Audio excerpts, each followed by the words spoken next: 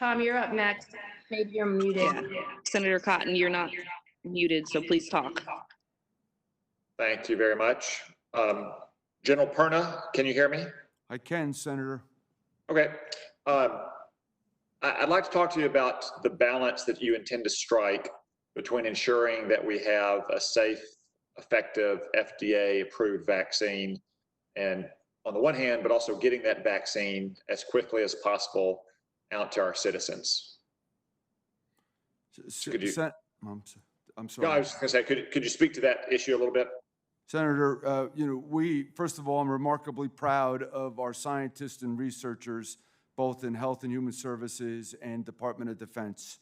And I count on them to be the medical experts, and I rely on them heavily in their recommendations and advice to ensure that we are executing all medical protocols appropriately, and that we will hold ourselves accountable to that end. Simultaneously, though, while all those are going on, recommendations accordingly from the Chief Medical Advisor, Dr. Slaoui, and the other scientists and researchers have allowed us to assess capability of potential vaccines and begin to coordinate initiation of contracts to establish production. The key to that is we need to buy forward materials needed for the vaccine. We need to buy forward the space we'll need for production, and we want to buy forward the fill-finish capability after production. And then we want to coordinate the distribution. All those things, instead of waiting into a sequential method, i.e. FDA approves, and then we do it, we're doing them in parallel, which is how we will save months, if not years, in the time.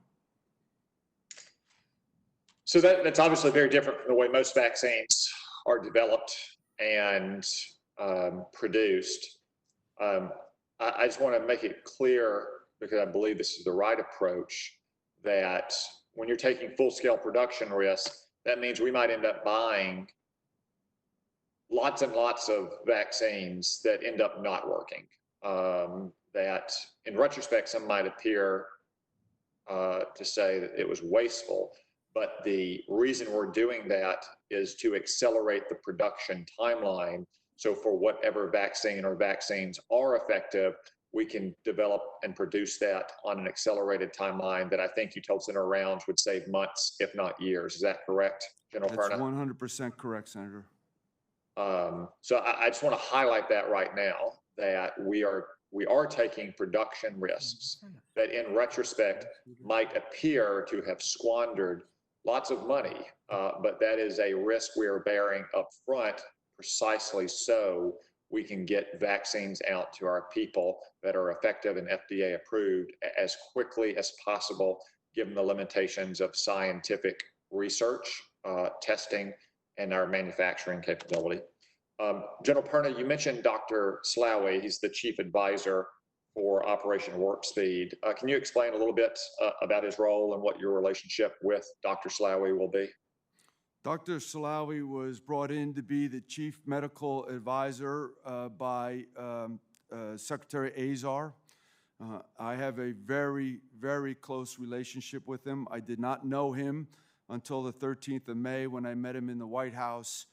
Since then, I have spoke with him every single day about what we're doing. I rely on him heavily, recommendations and advice, as he really is a renowned expert in vaccine development. Currently, 14 vaccines are contributed directly to him, and his efforts, selfless, are going to help us achieve our goal. Okay, thank you very much, General Perna. Congratulations to you both on your nominations. I hope the committee and the Senate can move forward with them in a prompt fashion.